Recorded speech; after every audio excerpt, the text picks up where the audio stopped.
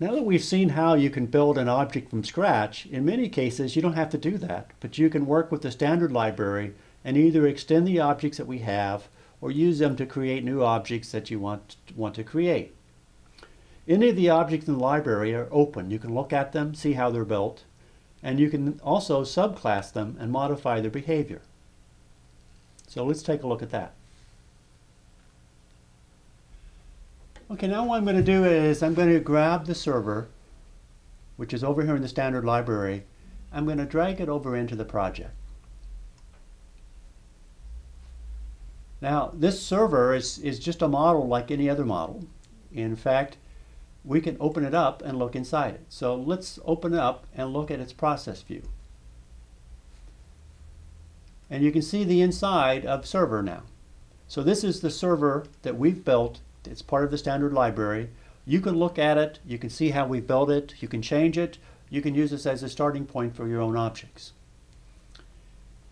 You can also subclass this model. So we can take this server and say subclass model, and now we have a new model that inherits its behavior from server.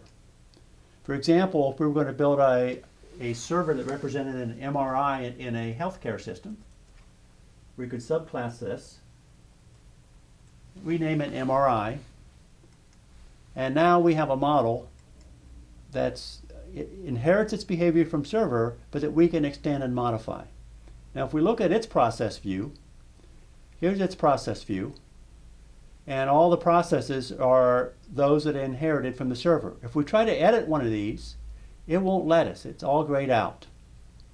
However, if we select a process, we can come up here and override that process. What that means is we're going to replace the process that we inherited by a new one that we're going to write. We can also add additional processes that weren't there before.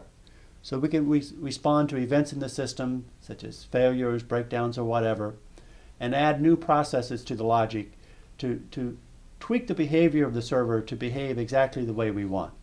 So we can add behavior that wasn't there originally.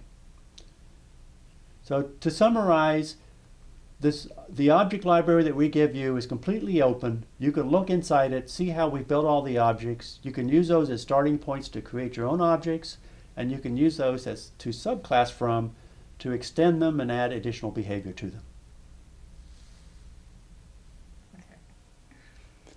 So in summary, Simio is a new modeling framework that makes it easier to build objects and to use those objects in building models. Simio also makes it very easy to create detailed 3D animated models. Simio is about better decision making with simulation. We encourage you to become a Simio Insider.